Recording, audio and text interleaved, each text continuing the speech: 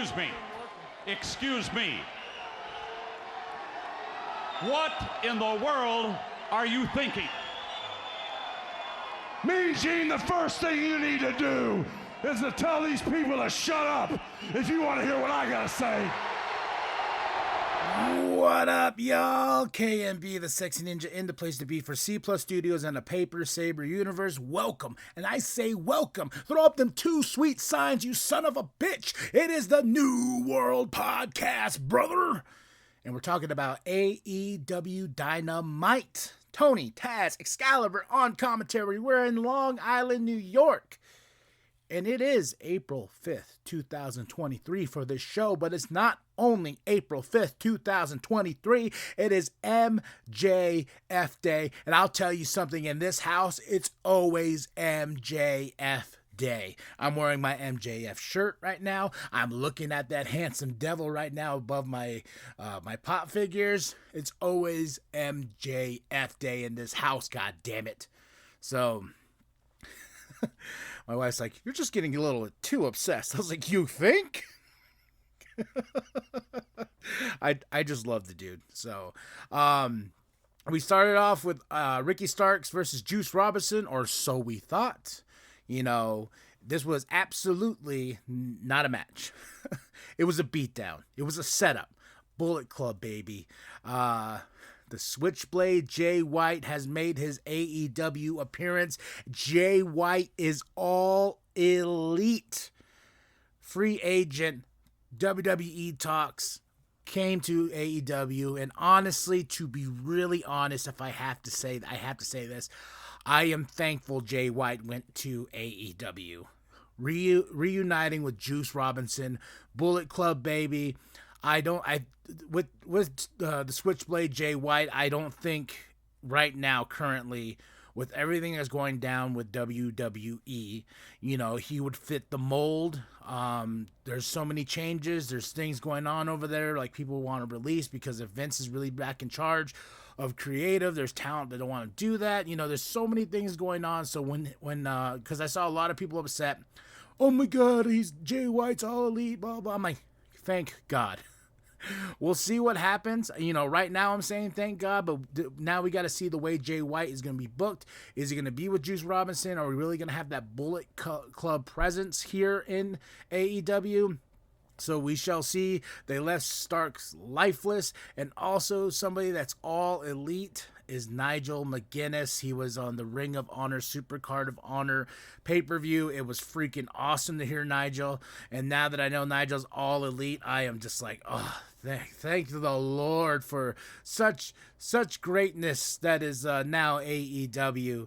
You know what's funny is I was talking to Penta X about this. I remember, like, I was so against AEW. Well, I was all for it when it started. I was all for the big all-out pay-per-view, everything, like, you know, the all-in pay-per-view and this and that, Cody, the Bucks. I thought this was amazing. I thought this was good for business, you know, especially with the indie scene, Ring of Honor, all these things popping off, New Japan Pro Wrestling, and you know, and then it was just like those little shots they would try to take at WWE. But now that I told them, I was like, it's crazy. Now that I've started this journey and actually am like invested into the storylines, I'm invested into the product itself, I cannot get enough AEW. If you told me like last year, like, hey man, you're gonna be a big old AEW mark, I would laugh in your fucking face and be like, yeah, right.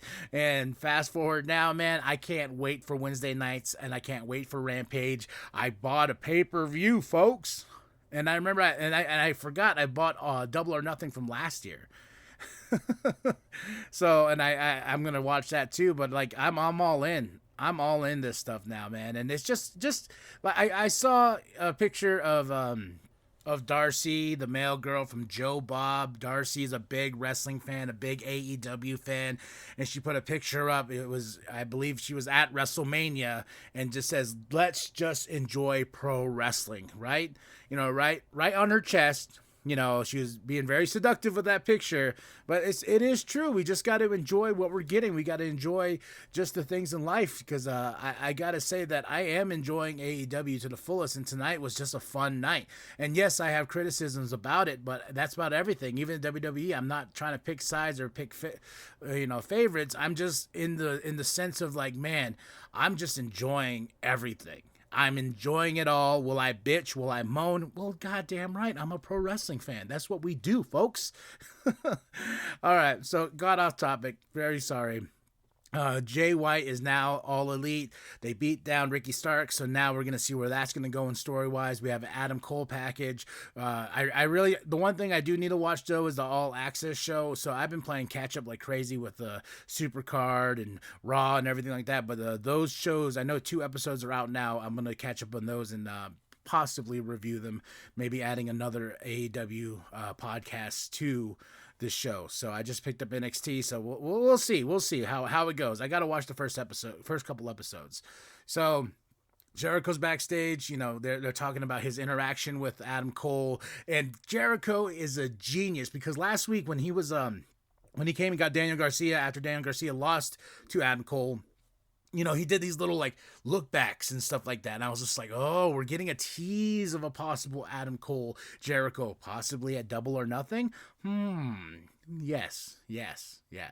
And, you know, he's with Tony Schiavone and Jericho just says, look, he's a great athlete. I'm glad he's back, especially from a scary injury like that, you know, but he left his boy disgraced there, all the confetti and all this and that. He goes, that's why I came down, but we're getting a tease of Jericho and Cole, hopefully at Double or Nothing. That's going to be freaking awesome. But Keith Lee interrupts this interview, and we're going to get Keith Lee versus Jericho next week.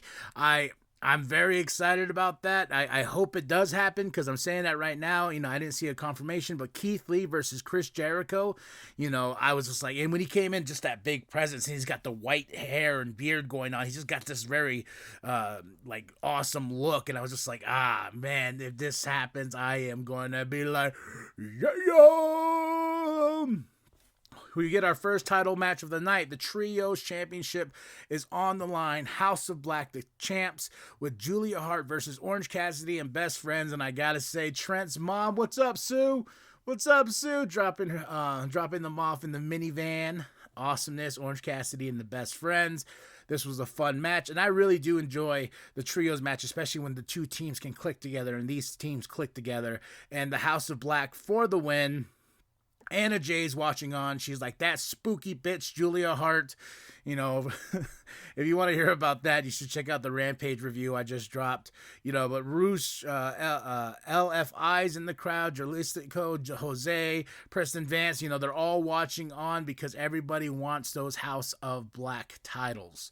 You know, they want those Trios championships, and I'm like, bring it on, baby. Bring it on. Bring on the Embassy to take on the House of Black. That would be fucking awesome. Title for title. So, Christian Cage package doesn't say much. You know, Luchasaurus is back. He came out of that red, like, light room, and Christian Cage just smiled, that sinister smile, and I was just like, all right.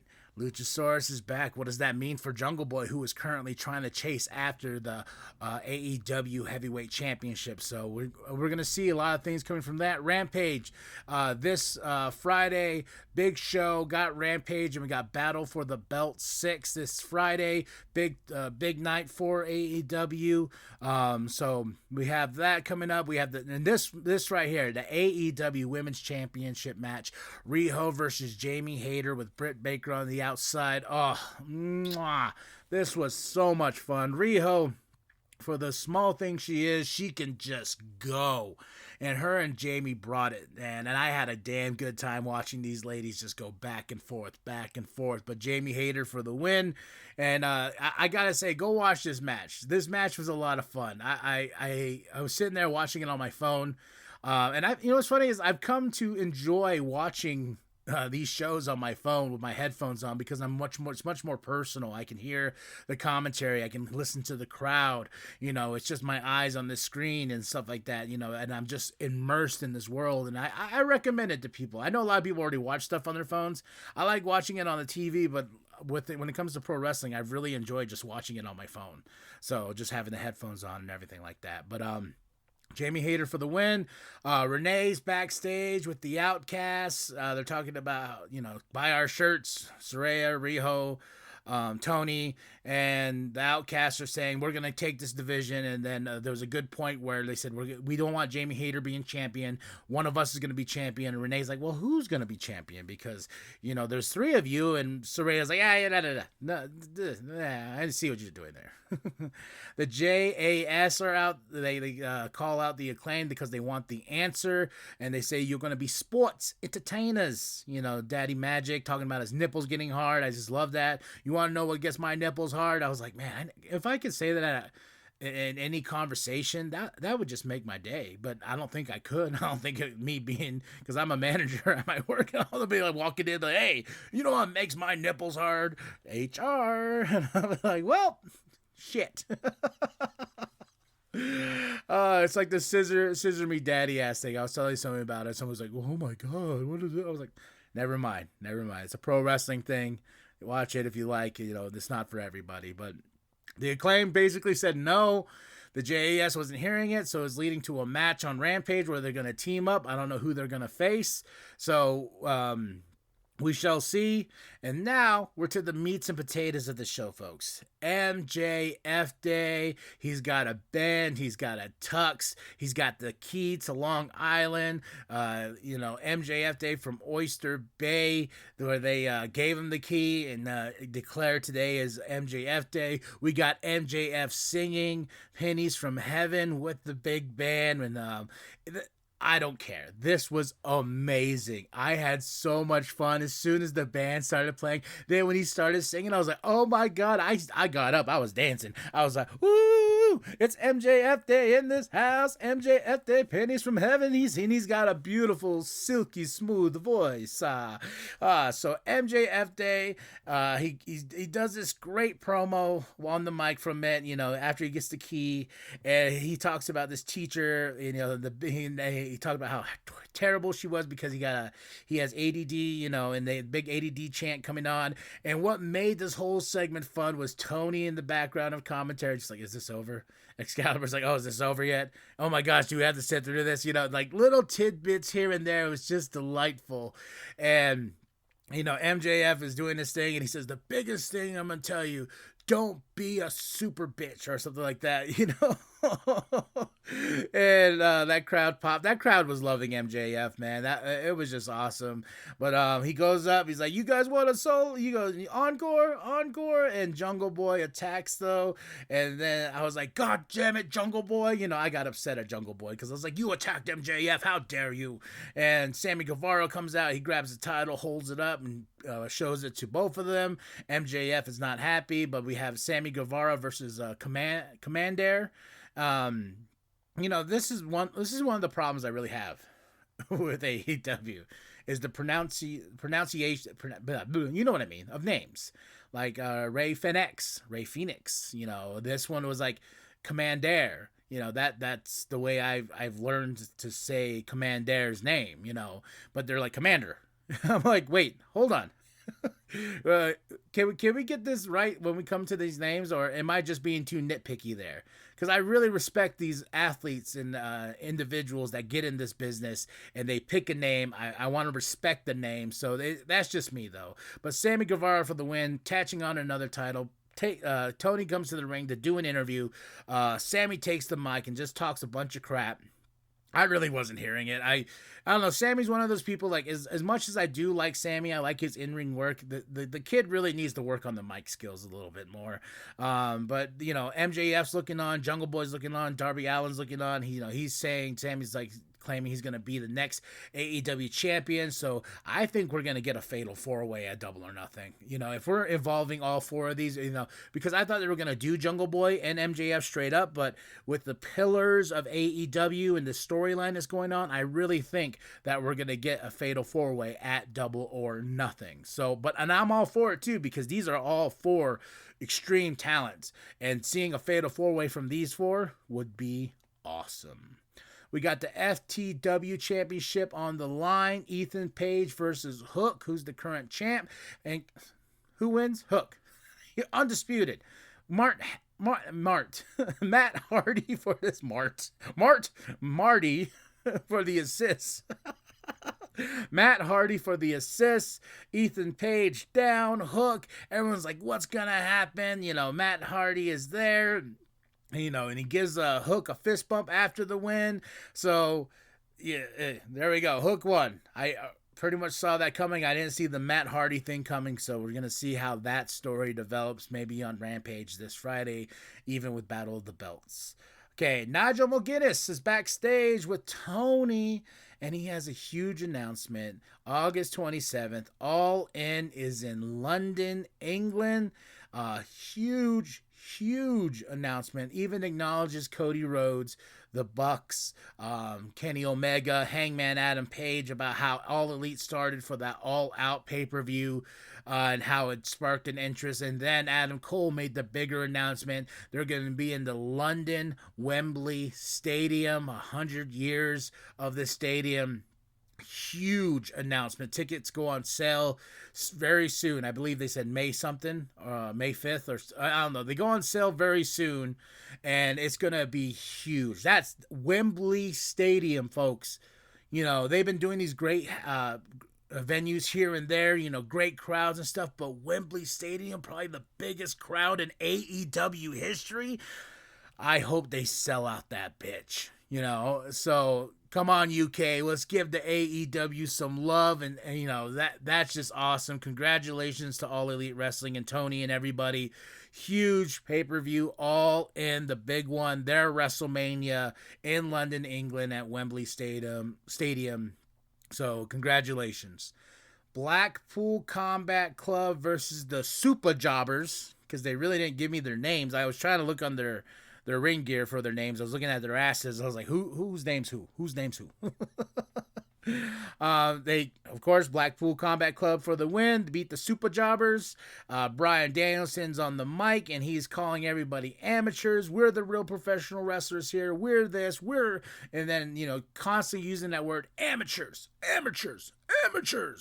Hangman Adam Page comes out, and he gets a screwdriver to the face. The Blackpool Combat Club beats down Hangman Adam Page, and then Bryan Danielson pulls out this screwdriver, and he's like, I've been teaching my kids things to work on at home, and I am the American Dragon, and I'm gonna use this screwdriver on Hangman Adam Page's face. Gruesome. Deadly.